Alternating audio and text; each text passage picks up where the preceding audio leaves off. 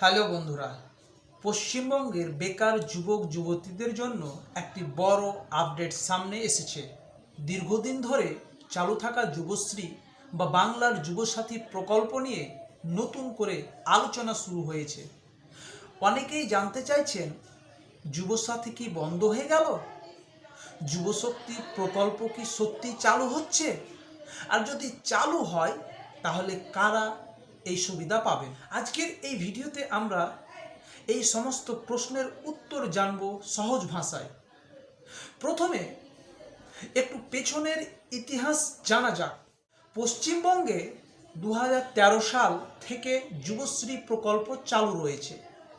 এই প্রকল্পের মূল উদ্দেশ্য ছিল বেকার যুবক যুবতীদের আর্থিক সহায়তা দেওয়া এবং কর্মসংস্থানের জন্য প্রস্তুত করতে সাহায্য করা। যুবশ্রী প্রকল্পের মাধ্যমে বহু যুবক যুবতী আর্থিক সহায়তা পেয়েছেন এবং বিভিন্ন দক্ষতা উন্নয়নমূলক কর্মসূচিতে অংশগ্রহণ করার সুযোগ পেয়েছেন। এরপর 2026 সালে বাংলার যুবসাথী নামে একটি নতুন প্রকল্প চালু করা হয়, যেখানে যোগ্য বেকার যুবকদের প্রতি মাসে 1,500 টাকা দেওয়ার কথা বলা হয়েছিল। এই প্রকল্পে সাধারণত 21 থেকে 40 বছর বয়সী মাধ্যমিক পাস এবং বেকার যুবক যুবতীরা আবেদন করতে পারবেন। এখন আসি সবচেয়ে গুরুত্বপূর্ণ বিষয়, অর্থাৎ যুবশক্তি প্রকল্পে। সাম্প্রতিক সময়ে যুবশক্তি ভরসা কার্ড নামে একটি নতুন প্রকল্পের কথা সামনে এসেছে। বিভিন্ন সূত্র অনুযায়ী এই প্রকল্পের মাধ্যমে যোগ্য বেকার যুবক যুবতীদের প্রতি মাসে 3,000 টাকা পর্যন্ত আর্থিক সহায়তা দেওয়ার প্রস্তাব রয়েছে। অর্থাৎ আগের তুলনায় দ্বিগুণ আর্থিক সহায়তা পাওয়ার সম্ভাবনা তৈরি হচ্ছে। তবে এখানে একটি বিষয় খুব স্পষ্টভাবে বলা রাখা দরকার, এখন পর্যন্তও আবেদন শুরু তারিখ, অফিসিয়াল পোর্টাল এবং সম্পূর্ণ সরকারি নির্দেশিকা অনেক ক্ষেত্রে প্রকাশিত হয়নি। তাই সোশ্যাল মিডিয়া, ভুয়ো লিঙ্ক বা প্রতারণামূলক ওয়েবসাইট থেকে কেউ আবেদন করার চেষ্টা করবেন না। সরকারি বিজ্ঞপ্তির জন্য অপেক্ষা করাই সবচেয়ে নিরাপদ সিদ্ধান্ত।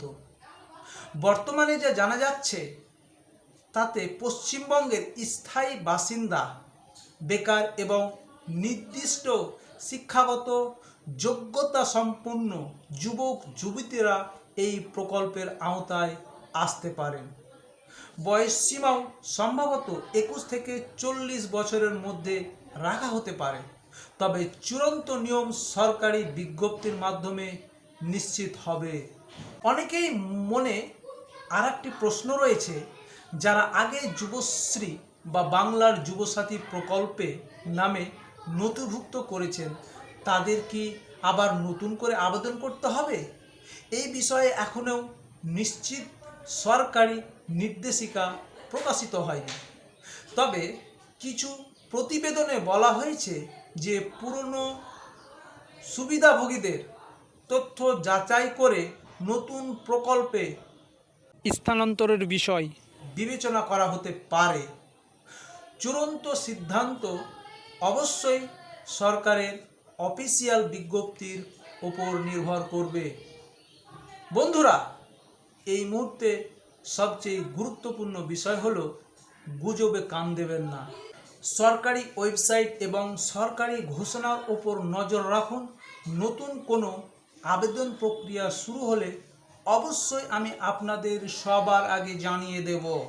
ভিডিওটি যদি তথ্যবহুল মনে হয় তাহলে লাইক করুন, চ্যানেলটি সাবস্ক্রাইব করুন এবং এই তথ্যটি অন্য বেকার যুবক যুবতীদের কাছে পৌঁছে দিন। ধন্যবাদ, সবাই ভালো থাকুন। দেখা হচ্ছে পরের কোনো ভিডিওতে।